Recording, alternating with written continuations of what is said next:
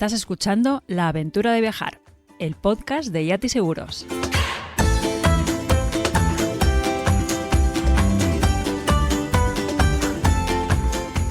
Hola trotamundos, arranca aquí un nuevo podcast de La Aventura de Viajar, ya sabéis, el podcast de Yati Seguros. En el programa de hoy nos vamos a ir de viaje a lugares poco habituales, a sitios que tal vez nos producen miedo o inquietud o incluso malestar, pero que a la vez nos llaman poderosamente la atención.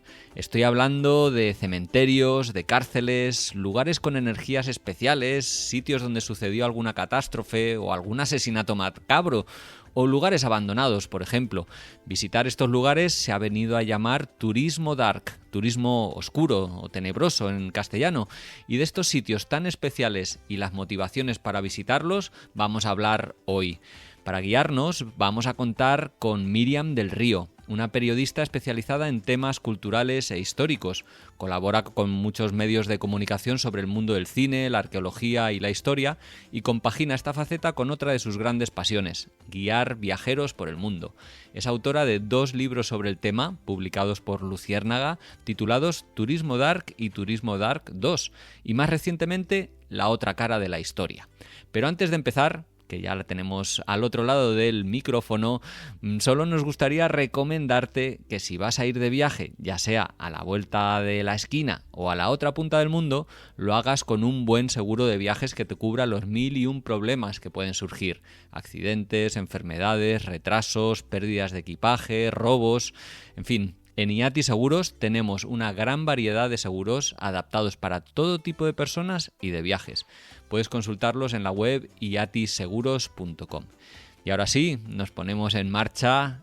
Tenemos a Miriam ahí del otro lado. Hola Miriam, ¿qué tal? ¿Cómo estás? Hola, ¿qué tal? Un placer, Pablo, un placer charlar contigo. Sí, además vamos a hacerlo de un tema que apenas conozco y que me produce muchísima curiosidad, como es el turismo dark, y seguro que, gente que esté escuchando esto tampoco tiene muy claro qué es el turismo dark. Entonces, ¿nos podrías hacer una descripción en términos sencillos para quienes no lo conocemos de qué estamos hablando cuando hablamos de turismo dark? Sí, por supuesto. Pues mira, el turismo dark es aquel tipo de turismo que está centrado o que se relaciona con la muerte, de una manera u otra, porque visites un memorial donde han fallecido personas, donde ha habido una catástrofe, un campo de concentración, un mismo cementerio. Esto vendría a ser turismo oscuro. Pero muchas veces malentendido. Yo lo que trato siempre de explicar con el turismo oscuro es que se trata de hacer un turismo histórico y cultural. Para nada tiene por qué ser un turismo tétrico o macabro, como muchas veces la gente presupone. Entonces me gusta siempre puntualizar este término porque esto es un tipo de turismo para personas que están interesadas, que tienen un interés cultural, un interés histórico, personas que quieren rendir homenaje pues, a los fallecidos, a los muertos en lugares donde han sucedido tragedias, guerras. Hay personas también que les interesa mucho pues, poder sumergirse emocionalmente en la historia, conocer de primera mano la historia que has visto en películas, en documentales, en libros, ¿no? Y que quieren pues conocer más profundamente ese lugar. Y Miriam, ¿cómo llegas tú a este mundo?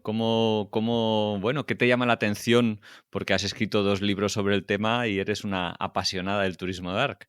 Sí, pues la verdad es que sucedió todo de una manera muy natural, fue muy orgánico todo, porque a mí siempre me habían interesado estos lugares, siempre que viajaba, pues digo, ¿dónde está el cementerio de este pueblo? ¿Dónde está el cementerio de esta ciudad? ¿No? Y siempre iba buscando pues ese puntito un poco más romántico, decadente, no sé, me sugieren mucho estos lugares, me llaman mucho la atención y siempre iba buscando un poco la cara B de la historia, ¿no? Al final soy bastante viajera y cuando ya al final vas a lugares que están muy manidos, muy visitados, con un alto índice de turismo, te cansan, ¿no? Y vas buscando aquellos lugares que te dan un poco más de paz. Y evidentemente en un cementerio hay mucha paz, por ejemplo, ¿no? Pero bueno, lugares de este tipo, pues eso, ya te digo, hay memoriales, hay cementerios, lugares donde suceden o donde se realizan rituales funerarios. Es que el turismo dark engloba, hay muchas tipologías de turismo dark, por eso digo que hay muchos lugares donde se puede practicar este tipo de turismo y realmente es muy interesante. Sí, hoy vamos a ir a visitar estos lugares que has dicho, cárceles incluso, bosques, Claro. lugares con una energía especial, vamos, si te parece, a ponernos en marcha, a ponernos la mochila en los hombros y ponernos en marcha, si te parece, por África, que para mí es uno de los continentes más apasionantes y muchas veces muy enigmático. Y si te parece, vamos a empezar por un mercado muy especial que hay en el país, en Togo, que es un mercado de fetiches. Sí, sí, es el mercado, el mayor mercado de África de pues todo tipo de productos relacionados con la magia, con el vudú, ¿no? Se pueden comprar infinidad, pues, por ejemplo, de cabezas decapitadas de animales, cocodrilos, macacos, serpientes, ¡Hala! hay de todo, ¿no? Yo creo que tú conoces bien este lugar porque tú también lo has visitado, ¿verdad, Pablo? Sí, conozco el de Benín, Ah, que bueno, al pues Togo y final Benín, culturalmente sí, es sí, muy parecido y sí, también me sorprendió mucho encontrar todos esos animales, ¿no? y utensilios que se claro. usan en esta práctica religiosa. Claro, y además no solamente es todo el espectáculo visual, sino también es el espectáculo también de los olores, claro, porque eso es lo que no se cuenta y eso también influye mucho, ¿no? Entonces, en ese mercado donde estás viendo pues cuernos de búfalo, insectos, caparazones de tortuga, garras de león, bueno, ahí hay de todo, evidentemente porque pues es una población muy centrada en todo lo que es encontrar el amor, causar el mal de ojo, bueno, tener buena salud, todo esto básicamente está centrado en el tema de la superstición. Y como el vudú es tan seguido en estos países, tanto en Togo como en Benín, que comentabas ahora, y además respetado por la mayoría de población de la zona, pues estos mercados son importantísimos para la población. Claro, muchos de los lugares que hoy vamos a visitar son interesantes desde muchos planos, pero claro, en este caso, por ejemplo, el antropológico, pues es independientemente de lo que vamos a ver en el mercado, es cómo viven la religión, cómo viven los lugares y es importante. Bueno, es al final cualquiera que tenga esa curiosidad por ver cómo viven y sienten otras personas, seguro que le gusta.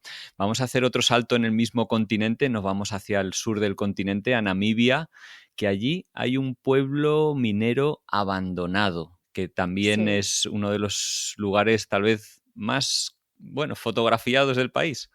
Instagrameables diríamos ahora, ¿no? Sí. Sí, esta entraría dentro de una categoría, dentro de lo que es el turismo oscuro, el turismo dark, porque hay diferentes tipologías, y esta estaría dentro de la categoría de lugares abandonados. Esos lugares que a mí me sugieren muchísimo, que me atraen, que me apasionan, y este es uno de los lugares, como decías, abandonados más sugerentes del mundo, en el desierto del Namib, y es una antigua explotación de diamantes que quedó abandonada y que, bueno, pues ahora la gente lo visita un poco como se tiene que pedir un permiso especial para llegar a él, pero que es un lugar maravilloso, ¿no? Una antigua población que se estableció allí pues, para alojar a los trabajadores de esa mina de diamantes y a sus familias, que era como una pequeña ciudad que tenía suministros, una escuela, un casino, un hospital. Tú imagínate tú, un pueblo así en medio del desierto, fue increíble, ¿no? Lo que pasa es que aquello evidentemente pues quedó abandonado en el momento que la mina dejó de ser rentable y los últimos habitantes se marcharon en el año 56 y desde entonces pues la arena ha ido haciendo el resto, ha ido ocupando el lugar que le pertoca, ¿no? Y la mayoría de edificios están en ruinas, pero han sido parcialmente engullidos por las dunas del desierto. Mm. Entonces ver esos edificios medio engullidos por la arena, con ese toque decadente, fantasmal, pues sugiere muchísimo, ¿no? Y es el recuerdo de lo que la ciudad fue en su día, ¿no? Y que nunca más volverá a ser. Lo más interesante, Sí. pues que se conservan muchos de los edificios y se puede acceder a algunos. Sí, no hemos dicho el nombre, por cierto, que es Kolmanskop, que es como se llama esta población, aunque efectivamente es bastante conocida y yo recuerdo haber estado allí, qué bonito era, pues eso, ver cómo las dunas iban engullendo los edificios y visualmente pues era muy espectacular también. Bueno, y en el norte de este continente, en el Magreb, encontramos otro lugar muy especial, en Egipto, y es un cementerio muy particular, la ciudad de los muertos. ¿Cómo es este lugar? Es muy curioso. Es un lugar que está en las afueras, bueno, en las afueras de la urbe cariota, pero prácticamente engullido, ¿no? Por todo lo que es la ciudad. Y son 5 kilómetros cuadrados de un cementerio conocido como la Ciudad de los Muertos, pero que en realidad se llama El Arafa. Y estamos hablando, pues, que si ahora mismo más o menos Egipto pues tiene unos cuantos millones de habitantes, pues en la Ciudad de los Muertos hoy en día viven o malviven tanto los vivos como los muertos. Imagínate un lugar que se utiliza, pues sobre todo porque por esa tradición egipcia de que siempre cuando fallece una persona, pues hay ciertos encargados de custodiar las tumbas, ¿no? Esto tiene ese origen en esa Ya. tradición egipcia Ujú. de dar cobijo a los familiares del fallecido durante esos 40 días posteriores a la muerte. Pero claro, con el tiempo, la falta de recursos, muchas familias se vieron obligadas a vivir realmente así, no a hacerlo de manera puntual, sino a vivir de esta manera, ¿no? Es decir, utilizar las tumbas, los mausoleos, las criptas como una especie de vivienda para ellos. Pero claro, pensemos que esto es un cementerio, ahí no hay ni electricidad, ni agua corriente, ni alcantarillado, no hay absolutamente nada. Y al final, pues bueno, con el paso del tiempo, el cementerio se ha ido convirtiendo pues en una Wow. metrópolis en donde incluso, imagínate, Pablo, han ido apareciendo colmados, Ostras. cafeterías, pequeñas escuelas dentro de las tumbas, o sea, parece inconcebible, pero es así, ¿no? Por eso digo que es un lugar en donde conviven los vivos con los muertos, ¿no? Donde las tumbas se han reconvertido pues en viviendas improvisadas. En la otra punta del continente, en Sudáfrica, se encuentra uno de los lugares con, bueno, tal vez más significación histórica, una cárcel en Sudáfrica, en la isla de Robben Island. ¿Por qué, Miriam, crees que este lugar es interesante de visitar? Bueno, es donde estuvo encerrado Nelson Mandela y es un lugar que la misma UNESCO ya declaró en su día la isla como Patrimonio de la Humanidad, ¿no? Y símbolo de ese triunfo de la justicia sobre esa opresión política. En Ciudad del Cabo es donde encontramos Robben Island, una visita muy interesante, sobre todo para comprender toda la historia, todo lo que sucedió, esos 18 años que pasó Mandela en Robben Island hasta que fue trasladado en los años 80 a Portsmouth, a Ciudad del Cabo. Es decir, él estuvo unos años allí y otros tantos en otra prisión, que esto a veces no se comprende. Y es interesante porque la prisión hoy está reconvertida en un museo, es como una experiencia muy conmovedora, ¿no? Poder conocer el origen de la prisión, de la colonización del país, del apartheid. Curiosamente, las visitas, si se tiene la suerte de tener la oportunidad de que el guía sea un antiguo Hala. recluso, Ujú. que sea la persona que te acompaña, pues bueno, eso eleva la visita a la categoría más alta, ¿no? Porque claro, te está hablando en primera persona, estás sintiendo, estás viviendo lo que él te explica y nadie mejor que una persona que ha estado encerrada allí, ¿no? Entonces, pues bueno, es muy recomendable esta visita. De África, si te parece, vamos a saltar a Asia, el continente, bueno, de mayor extensión y yo diría de diversidad, y en el que vamos a encontrar lugares muy llamativos, como uno que hay en Mongolia, en Ulaanbaatar, la capital, que es la ciudad de los niños rata. Cuéntanos, Miriam, un poco de esto. Sí, esta es una historia también muy curiosa, pero a la par también un poco triste, ¿no? Porque resulta que en Ulaanbaatar, pues miles de niños viven en el sistema de alcantarillado y calefacción. Recordemos que Ulaanbaatar en Mongolia es una de las capitales más frías del planeta, que pueden llegar Mm. tranquilamente a 40 grados bajo cero. Entonces, muchos de estos niños huérfanos que no tienen padres viven o malviven, mejor dicho, en ese sistema de alcantarillado, pues para intentar evitar pues esas temperaturas, ¿no? tan extremas. Y durante el día, cuando la temperatura lo permite, entonces los niños salen e intentan pues ganarse la vida como pueden, algunos reciclando material en los vertederos, limpiando cristales de los coches, mendigando, cargando maletas en la estación. Bueno, son niños abandonados por la sociedad mongol, muchos de ellos pues drogadictos, alcohólicos, excluidos totalmente de la comunidad. Y es una situación complicada que la misma población mongola ha optado por obviar. Es decir, cuando ven a los niños es como si no existiesen, pasan de ellos olímpicamente. O sea, es el retrato de un sector de la población pues, que lo perdió todo, sobre todo con la caída del comunismo, dado que desaparecieron muchos de esos empleos públicos, los apartamentos del Estado, los subsidios, ¿no? Para las personas más pobres, y muchas familias del campo terminaron trasladándose a las ciudades. Entonces, pues bueno, en busca de trabajo, lo que fuese. Y algunas de ellas pues dejaron a sus hijos en la capital con la esperanza de que la situación mejorara. y son esos niños la herencia de todo esto que sucedió. Es una historia triste. Bueno, los desastres naturales, como también hemos comentado un poco, pueden ser lugares muy interesantes para visitar. Yo creo sobre todo para tomar conciencia de lo que ha sucedido en ellos. Y me ha alegrado mucho ver en tu libro que hablabas sobre el mar de Aral. Bueno, hoy en día el desierto de Aral, que está en Uzbekistán y en el que yo estuve. Y bueno, me pareció muy interesante para tomar conciencia del desastre, ¿no?, que supuso, bueno, la pérdida de esta Sí, masa sí, de sí. agua.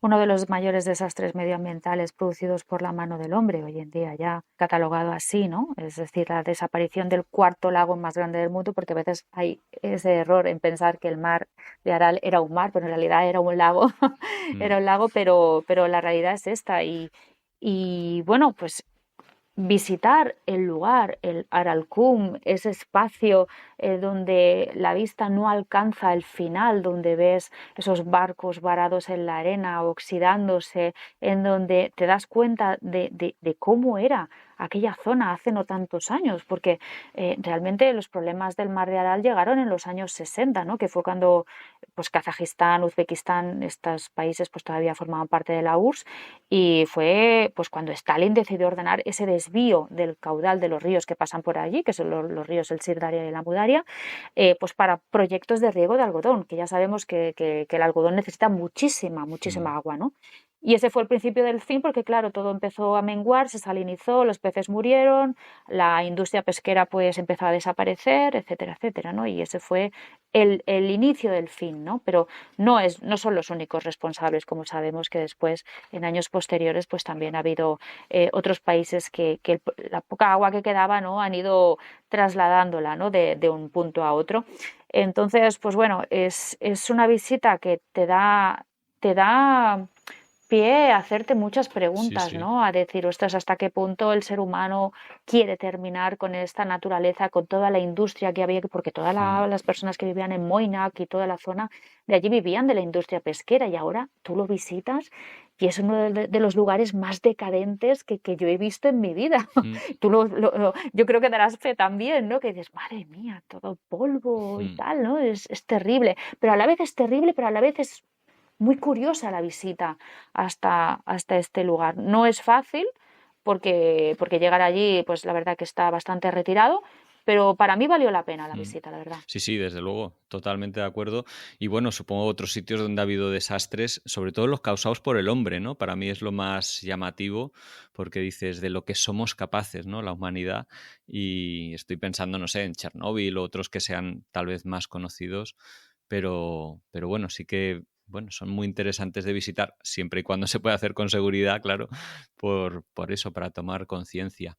Y también me parece muy interesante visitar a mí los templos, ¿no? Que antes hablábamos de cementerios, lugares interesantes desde un punto de vista antropológico, y en India hay, bueno, 80 religiones, bueno, 80 o las que haya, pero infinidad de religiones, culturas súper diferentes, y ahí hay un templo que me llama mucho la atención, que es el templo de las ratas, y que mencionas en tu libro. Cuéntanos un poco sobre este lugar tan particular.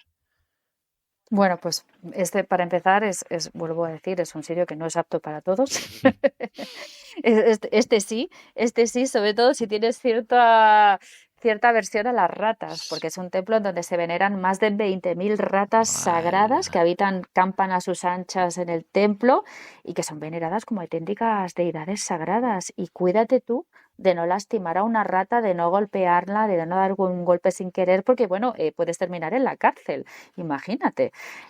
Claro, como es un templo sagrado, pues imagínate, 20.000 ratas sagradas y tú tienes que entrar al templo totalmente descalzo. Buah. Toma ya. Aquello fue heavy. Sí, la verdad que es que eso supone además un contraste cultural con las creencias brutal, Brutal, sí. brutal. Además veías cómo llevaban los niños, habían hecho cola durante horas, porque viene gente de todo el país y es una zona en Bikaner que está bastante retirada. Y veías cómo llegaban pues caravanas, gente con los coches, autocares, niños pequeños, acercaban niños de meses a las ratas, en plan para que ahí las santificaran. Y yo, madre mía, digo, pero esa rata debe tener de todo. Y sí, sí, sí, o sea, muchísimos peregrinos que, pues ya te digo, que lo hacían pues con total tranquilidad, contentos, se acercaban a la rata, les hacían fotos, o sea, además las alimentaban, ¿eh? También, Ya. las acariciaban, rezaban frente a ellas, bueno, es una pasada. Eso, la verdad que fue muy impactante. Ujú, Lo que también fue bastante impactante fue el olor en un espacio cerrado de más de 20.000 ratas. Esto también te lo claro. tengo que decir. Ujú. Bueno, siguiendo en nuestra vuelta al mundo por los puntos de turismo dark más interesantes, llegamos hasta Australia, a Oceanía. Ahí hay muchos realmente en tu libro reseñados, pero hoy quiero empezar preguntando por el Museo de las Enfermedades Humanas que hay en Sydney, que me parece muy llamativo que hayan dedicado un museo a este tema. Sí, pues fue un museo inicialmente orientado pues a estudiantes de medicina, patólogos, etcétera, que empezó a tener un exitazo brutal y al final decidieron abrir las puertas al público en general. Y se trata pues eso de una exposición que exhibe pues imagínate miles de frascos, todos con tejidos de piel, con carne, todo, bueno, conservado en formol. Es decir, la mayoría de enfermedades de la humanidad, todas condensados en un único espacio. Tú imagínate, da mal rollo, ¿eh? Pensarlo. Sí, pero a la vez piensas que es súper interesante, ¿no? Poder verlo Claro, porque son cosas que normalmente están dentro del cuerpo que no. Bueno, claro, todos estos puntos que nos estás reseñando, la verdad es que hay que verlo desde el ángulo del interés científico, antropológico, histórico, cultural, para quitarle claro. ese mal rollo, ¿no? Claro, es que realmente este tipo de turismo, si le quitas si dejas de lado esa parte que puede dar pues más morbo, más miedo, llámalo X, es muy interesante, pero es lo que tú dices, antropológicamente, rituales funerarios, históricamente, culturalmente, para conocer algo que sucedió en ese lugar. Es decir, te da un bagaje increíble, mucho más a veces que visitar un edificio que te puede decir poca cosa más, ¿no? Por eso digo que este tipo de espacios a mí me sugieren muchísimo. Y en este caso, esta muestra de enfermedades humanas, en donde puedes ver cómo afectan ciertas enfermedades a los tejidos humanos, como la difteria, como la viruela, como el VIH, tuberculosis. Ostras, incluso te vas a salir totalmente renovado y quizá pensando en un estilo de vida más saludable a veces, ¿no? Que dices, ostras, si comes más, incluso es didáctico todo esto, ¿no? Por tanto, Sí. fíjate que el turismo oscuro tiene muchas perspectivas. Saltamos, si te parece, a América, donde estoy seguro que hay infinidad de lugares dark de interés, pero vamos a empezar por uno muy llamativo en México, que se llama la Zona del Silencio. ¿Qué nos puedes contar de este lugar con este magnetismo especial? Sí, es un sitio muy enigmático que está, bueno, se encuentra entre los estados de Chihuahua y Durango. Y ahí, pues bueno, resulta que llevan sucediendo una serie de anomalías extrañas de radio, hay mutaciones de flora, hay desapariciones misteriosas, incluso hay avistamientos de luces, llamémosle, inexplicables en el cielo. Entonces dices, ostras, ¿y de dónde viene este nombre, no? Zona del silencio, porque ya de por sí llama mucho la atención. A mí, por lo menos, me sugiere muchísimo. Pues proviene de la creencia de que en el área, pues, no, hay bloqueos. Hay bloqueos de frecuencias de radio, los relojes, las brújulas, pues no funcionan bien y por lo visto parece que habría una especie como de campo magnético que impediría que las ondas hertzianas se desplazasen con normalidad. Entonces, por este motivo, al final acaban llamando a la zona, a ese lugar, pues la zona del silencio. Y todo parece que tiene que ver con algo relacionado con el ejército, que en los años 70 estuvo haciendo ahí unas pruebas de misiles, se les acabó estrellando un misil por ahí, alguno era radioactivo, colisionó, contaminó toda la zona y bueno, intentaron que aquello tuviera pues el secretismo habitual, pero la verdad es que el tema se les fue de las manos y al final, pues bueno, intentaron limpiar la zona, pero evidentemente no lo consiguieron del todo. Todos los lugareños ante ese secretismo empezaron pues a sugestionarse y a convencerse o a autoconvencerse de que en el lugar emanaba una energía cósmica y que allí sucedían fenómenos inexplicables y bueno, ya sabes que al final el boca a oreja acaba haciendo estragos y al final pues allí la realidad es que ha habido se han sucedido casos de personas que se han perdido, desapariciones misteriosas, y esto es una realidad. Casos de personas que se adentran en la zona y se pierden, que se extravían, algunas que se desmayan, y cuando las encuentran, porque no todas desaparecen y no se encuentran, las que se encuentran, ostras, declaran no recordar nada de lo sucedido, como si tuvieran un blanco total en el cerebro, ¿no? Y dices, ostras, ¿qué ha pasado aquí, no? Por tanto, bueno, es una zona que pueden haber sucedido cosas en la antigüedad, pero que hoy en día todavía siguen sucediendo. Por tanto, sigue siendo un lugar enigmático, por lo cual siempre se recomienda entrar, pues si es que se entra, pues con alguien al menos que conozca mínimamente la zona, ¿no? Que no te desorientes y te pierdas. Oye, hablábamos al principio en la introducción de los cementerios, de cómo el turismo dark muchas veces se relacionaba con la muerte, pero hasta ahora no habíamos mencionado ninguno. Y si te parece, te voy a dar pie para que me hables de uno que hay en Guatemala, que es un cementerio particular, el cementerio de los 1000 colores. Sí, es el cementerio más colorido que yo he visto nunca. Es un lugar que a mí personalmente me llama muchísimo. Y bueno, pues resulta que allí, pues en la zona de Chichicastenango, en Guatemala, en el centro, resulta que allí, pues decenas de familias pues se reúnen pues para repintar las tumbas. Las van pintando de colores súper llamativos, porque ellos tienen una intensa conexión con sus antepasados, ¿no? Que muchas veces no se entiende, ¿no? Esa conexión desde la perspectiva católica, pero todo esto hay que entenderlo desde otra visión, desde la visión toda la gente que vive allí, todos son, bueno, tienen pasado maya, pero totalmente, a verte, además les ves la cara, la altura que tiene y dices, estos mayas seguro, digo, no te puedes escapar, ¿no? Entonces, pues digamos que cada tumba, pues cada color representa una cosa. El rosa pues para las niñas, el celeste para los niños, el amarillo pues para los abuelos, las madres tienen el color turquesa, ¿no? También hay una zona que me parece muy curiosa, que es donde están los chamanes, donde realizan plegarias, donde ruegan a los espíritus, donde utilizan fuego, aguardiente, incienso, tabaco, ¿no? Pues para conectar con las almas de los fallecidos, ¿no? Para pedirles cosas. Entonces es un cementerio muy, muy especial. Yo recuerdo que estando allí con una visita me sucedió algo curioso y estaba explicando un poco, pues este cementerio es esto, aquello, tal, y resulta que empezamos a ver como una familia de, pues te diría, 8 o 10 personas, que todos llegaban pues cargados con bolsas, como llevaban, no sé, como muy cargados, y vemos que se ponen todos alrededor de una tumba que estaba más en el suelo, y se ponen alrededor de una tumba, empiezan a sacar todo de tuppers, de comida, de cosas, y empiezan a utilizar la tumba como mesa.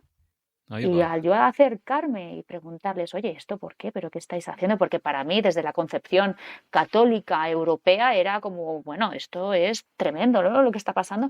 No, es que ese día toda la familia iba a comer junta y el abuelo que había fallecido también iba a comer con ellos, porque iban a utilizar su tumba como mesa.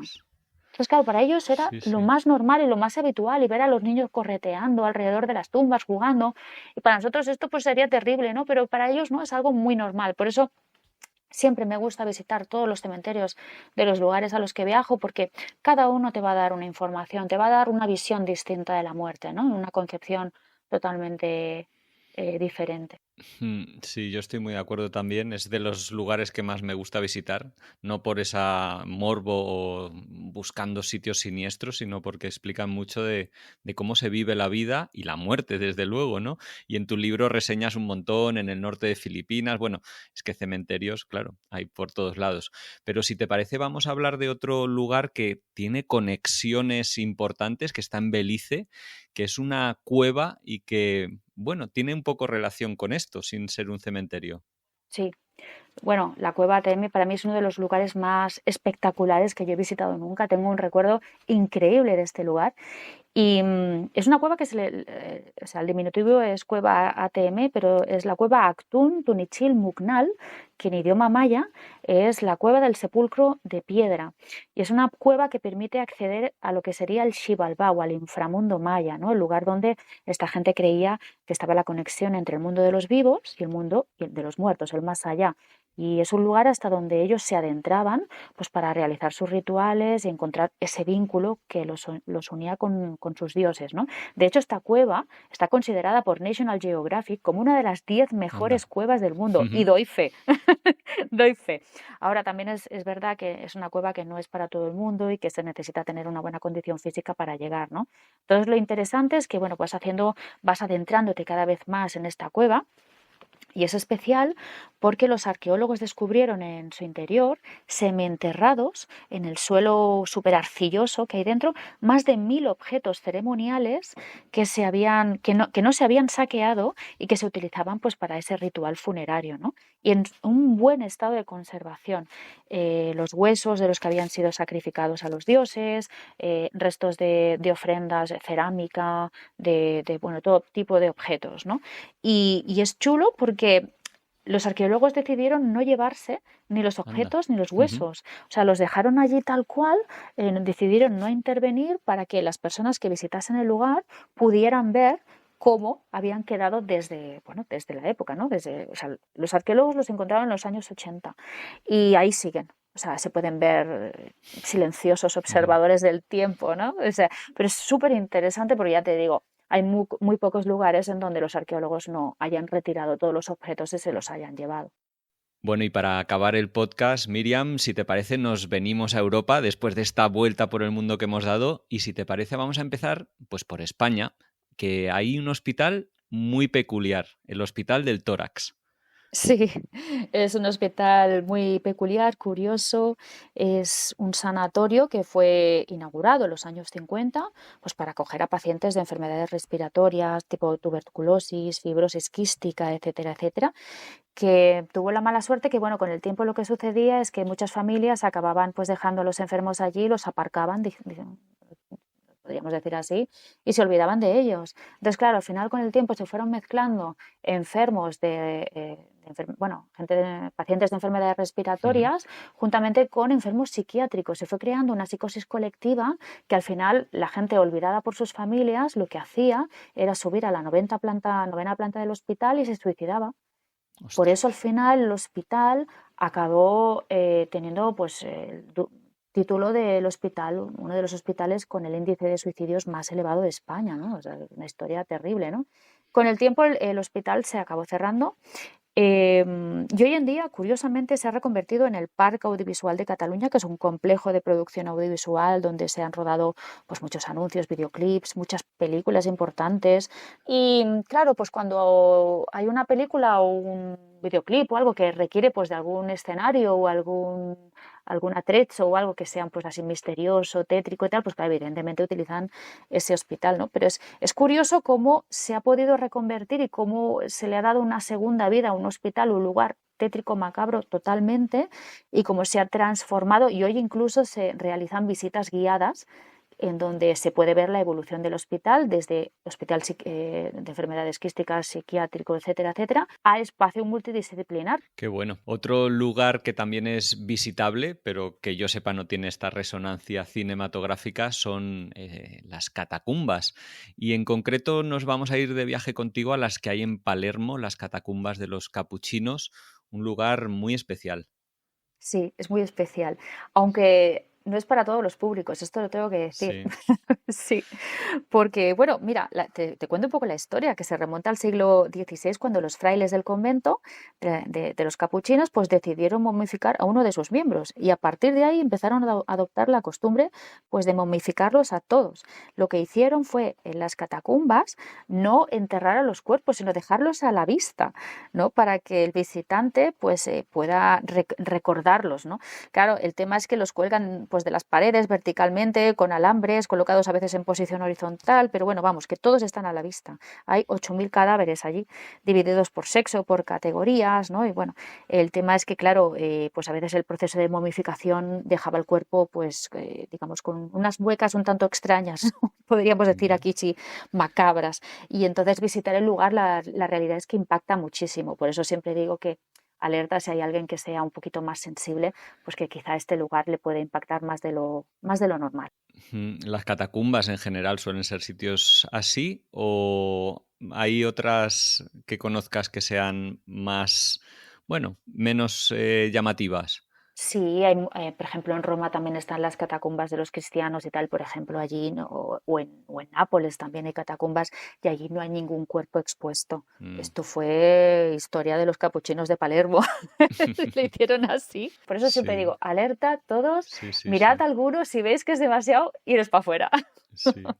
Otro lugar interesante en este continente es finalmente un jardín. No un jardín, pero uno muy especial, pues es venenoso. Se encuentra en el Reino Unido y me gustaría preguntarte que nos hables, bueno, de este lugar tan particular. Sí, es el jardín más venenoso de Inglaterra, imagínate. Tú no puedes entrar en este jardín solo, siempre se realizan visitas guiadas para que no toques nada ni huelas nada que no puedas, ¿no? De hecho, la idea la tuvo una señora, Jane Percy, la duquesa de Northumbria, que decidió crear pues, este espacio verde con diferentes plantas de todo el mundo y tal. Y el jardín venenoso fue inaugurado unos años más tarde. Y la idea es que Mm. pues se instruya al visitante sobre las diferentes especies de plantas que se pueden encontrar en el jardín, porque hay más de 100, en Sí, donde, sí, bueno, sí. pues ahí desde belladona, cicuta o estricnina, imagínate, ¿vale? Pero lo chulo es que al lado de cada planta hay un cartel que te advierte de los peligros que Ahí tiene va. cada una, ¿no? Es decir, es terrible y didáctico a la vez. Y es un recinto que está inspirado, digamos, en el Jardín Botánico de Padua, donde los Medici, esa importante familia de Florencia del Renacimiento, solía encerrar a sus enemigos. Entonces, claro, pues te dicen, oye, mira, pues aquí tenemos una planta que es alucinógena, como por ejemplo la Bruckmansia, que se utiliza en Sudamérica para los rituales chamánicos, que provoca alucinaciones, distorsión, sequedad de las mucosas, ¿no? Incluso recuperación de recuerdos perdidos. Por eso digo que se utiliza mucho en estos rituales chamánicos.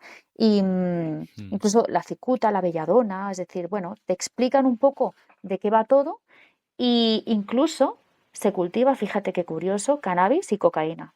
¿Por qué? Porque esto es punto de partida para la educación sobre drogas, porque también se hacen visitas guiadas escolares. Ya, ya. Bueno, interesantísimo esto, la verdad. No lo conocía para nada, como tampoco conocía el último lugar que vamos a visitar de tu mano, que nos lleva a Sarajevo, a un lugar que fue tristemente famoso, bueno, por la guerra civil que hubo en ese lugar y, bueno, la repercusión que tuvo a nivel social. ¿Qué nos cuentas de un hotel, el Hotel de la Guerra? Pues mira, que es, bueno, más que un hotel sería un hostal, diría yo, ¿no? Mm. Pues es un hostal donde es posible revivir el asedio que sufrió Sarajevo. Recordemos que fue uno de los asedios más largos, yo creo casi 4 años, que recrea la vida de una ciudad sitiada. Y puede parecer banal, pero es una experiencia única de aprendizaje, que además gestionan supervivientes auténticos de la guerra. El propietario sobrevivió a la guerra siendo niño en ese mismo edificio que con el tiempo decidió comprar y transformar en hostal.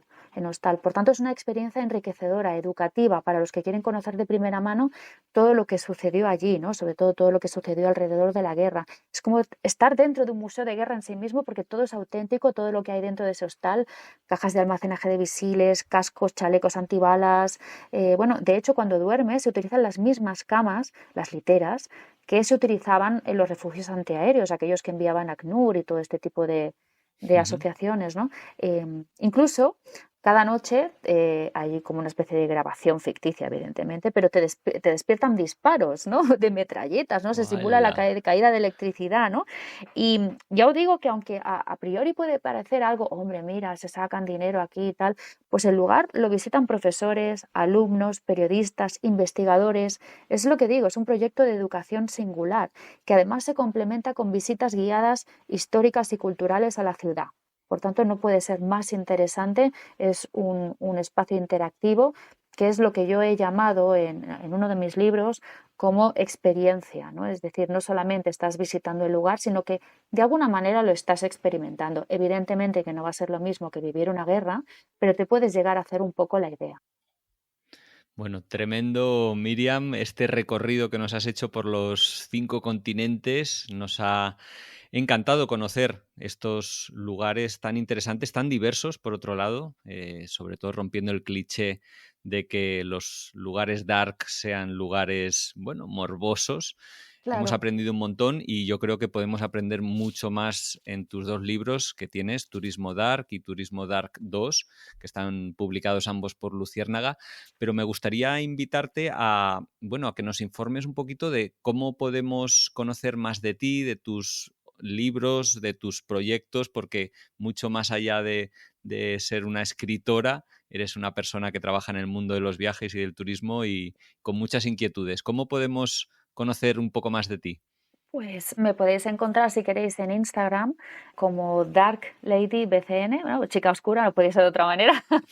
Dark Lady BCN, ahí voy subiendo diversas crónicas de los viajes que voy realizando, porque también soy guía de viajes, evidentemente, no solamente centrado en el mundo dark, hay de todo, y también soy guía de visitas culturales e históricas en Barcelona, por tanto me podéis seguir por Instagram, como podéis buscarme también en la empresa en la cual trabajo, que es GoBCN, y si entráis en gobcnrutas.com, ahí veréis muchas de las actividades que realizo. Pues Miriam, muchísimas gracias por tu tiempo, por habernos regalado lo más valioso, tu tiempo y tu conocimiento. Ha sido un placer. Así que estaremos encantados de seguir leyéndote y seguir leyéndote ya sea en Instagram o a través de esos libros tan interesantes. Claro. Oye, pues cuando quieras repetimos, Pablo. Muy bien, un saludo. Un abrazo. Chao.